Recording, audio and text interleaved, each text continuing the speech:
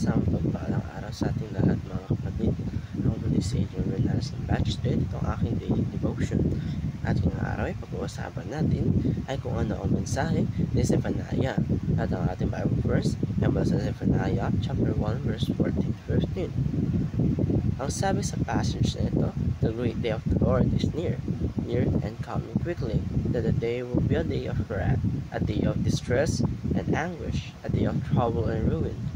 Mga kapatid, ang bigat ng mga katagang ito, pero dito pa lang natin makikita kung gaano kaseryoso ang mensahe ni Zephaniah.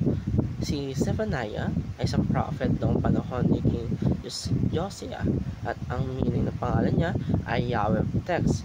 Ang calling niya was to proclaim God coming judgment sa Judah at sa mga surrounding nations dahil sa kanilang kasalanan, idolatry at paglayo sa Panginoon. Pero sa maganda nito, hindi natapos ang mensahe ni Zephaniah sa judgment lamang, dahil meron ding hope, restoration at promise ng protection ni God sa kanyang mga tapat. At dito pumapasok ang balanse ng message na ito. Mayroong wrath pero may grace, may judgment pero may salvation, may warning pero may hope para sa mga taong patuloy na nagtitiwala kay Lord. Kaya ngayon mga kapatid, punta tayo sa mga main teachings natin na pwede natin i-apply sa ating buhay, lalo na sa panahon natin ngayon. Una is the day of the Lord shall come against evil. Ibig sabihin nito, hindi baliwala kay Lord ang kasalanan.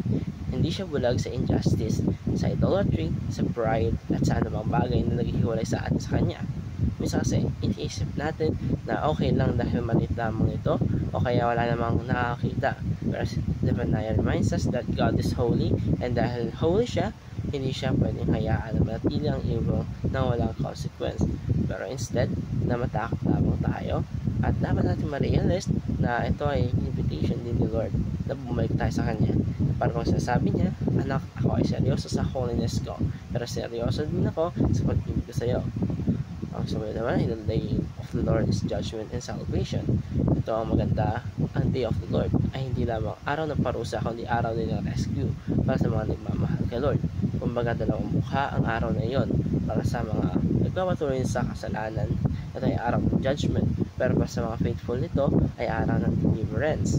Sa buhay natin ngayon mga kapatid, pwedeng ihandin tulad ito sa mga moments na test tayo, sa mga struggles, temptations at challenges. Pero tandaan natin, kung laki Lord tayo, hindi tayo iiwan ni Lord. Ang mga paghihirap natin ay hindi ending, kundi parte ng proseso na paglilinis at pagpapatibay sa pananampalataya natin. At ito natapos sa aking daily devotion. Maraming salamat sa panonood.